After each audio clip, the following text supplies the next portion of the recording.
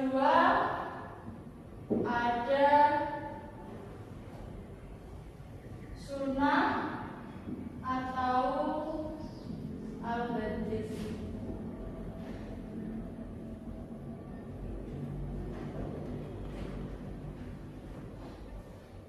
Dan yang ketiga ada sifat dan perbuatan para nabi.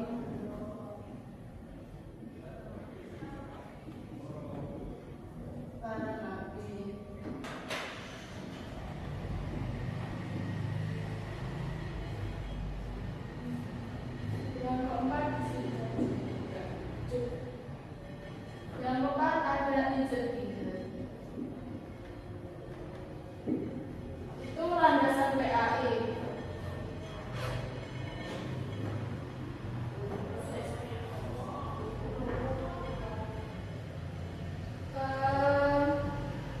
Yang kedua, dasar pelaksanaan PAI itu ada 3. Bu, ditulis Bu. Bisa ditulis, nanti kalau saya tanya bisa dijawab, agar bisa dijawab. Ini nulisnya nanti. Nanti saja. Dasar pelaksanaan PAI itu ada 3.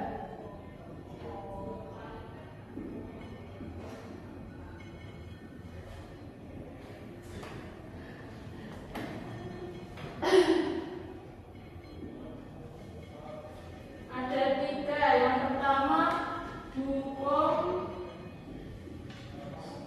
yuridis. Dan yang kedua yaitu ada hukum agama. Dan yang ketiga ada hukum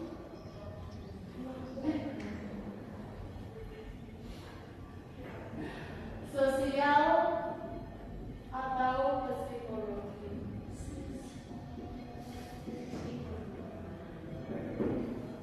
Hukum yuridis yaitu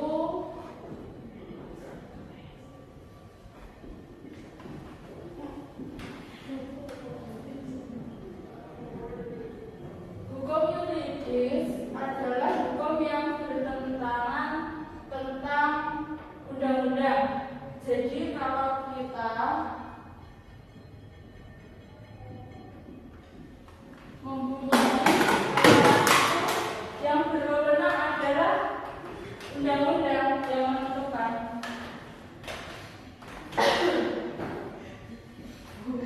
Tentang undang-undang yang disahkan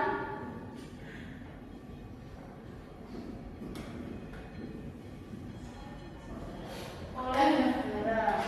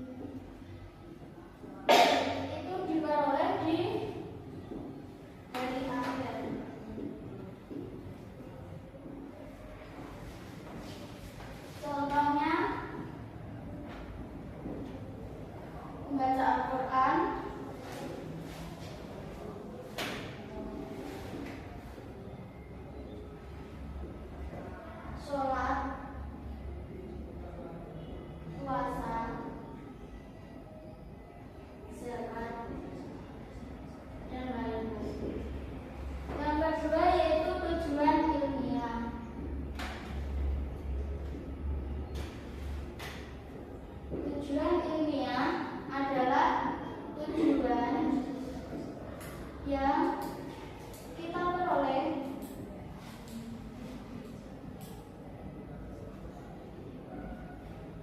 di dunia.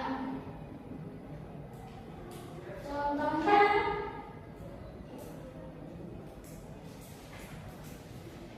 di dunia atau untuk persiapan hidup.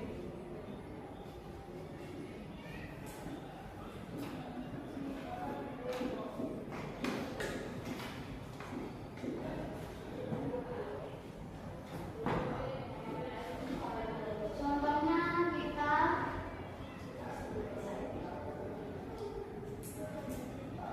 mengajar pendidikan untuk mendapat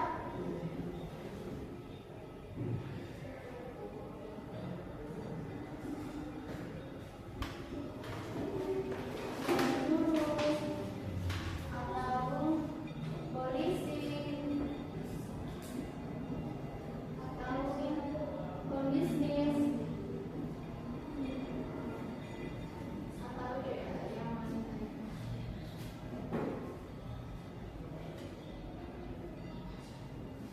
Adapun tujuan pendidikan agama Islam, jadi yang kedua yaitu tujuan pendidikan agama Islam. Yang pertama yaitu adalah tujuan agama dan yang kedua itu adalah tujuan dunia. Tujuan agama yaitu tujuan yang amalnya itu diperoleh dari akhir. Contohnya itu ketika saat kita membaca Al-Quran, saat sholat, saat zakat, saat puasa itu kan amal kita nggak diperoleh sekarang ya. Amal kita diperoleh dari akhir. Yang kedua yaitu tujuan ilmiah. Tujuan ilmiah itu tujuan yang kita peroleh di dunia atau untuk persiapan hidup. Contohnya kita mengajar pendidikan yang setinggi-tingginya untuk mendapat gelar guru, gelar polisi, atau gelar pebisnis. Kalau itu kan di dunia ya, nggak di akhirat. Jadi suksesnya itu di dunia. Kalau tujuan kalau tujuan pendidikan agama Islam di sekolah yaitu seperti meningkatkan ketakwaan siswa kepada Allah, yaitu dengan cara mengajarkan tata cara sholat, tata cara mengaji, atau mengajarkan bagaimana cara membaca Al-Quran atau apa itu ya.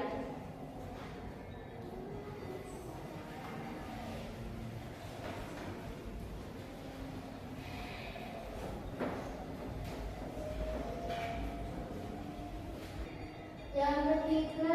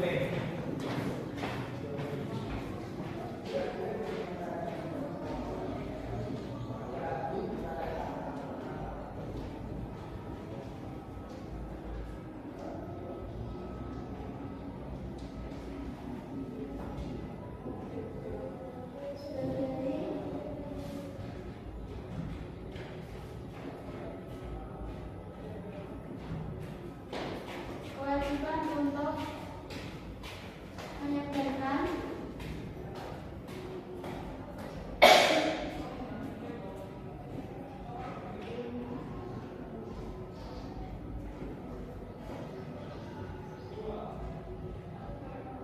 dan yang keempat adalah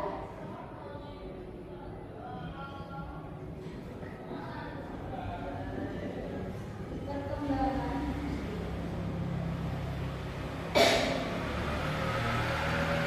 yang terkait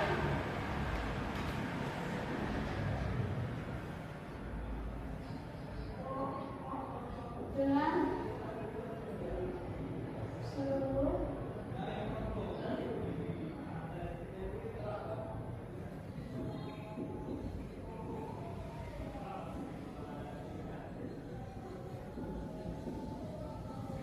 contohnya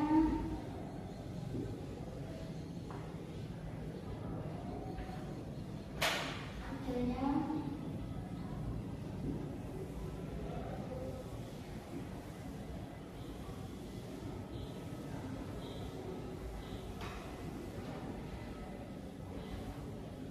contohnya seperti majelisnya istimewa.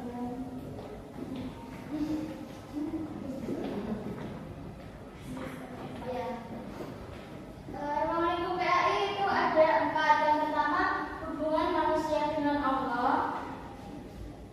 Dan yang kedua ada hubungan manusia dengan dirinya sendiri. Yang ketiga ada hubungan manusia dengan sesama manusia. Dan yang keempat ada hubungan manusia dengan makhluk hidup.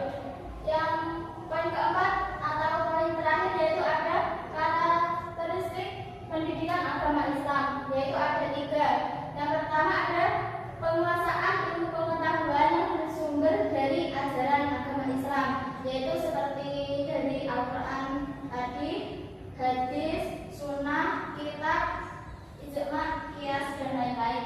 Yang kedua ada pengembangan ilmu pengetahuan sebagai kewajiban untuk menyebarkan ilmu agama. Jadi kita wajib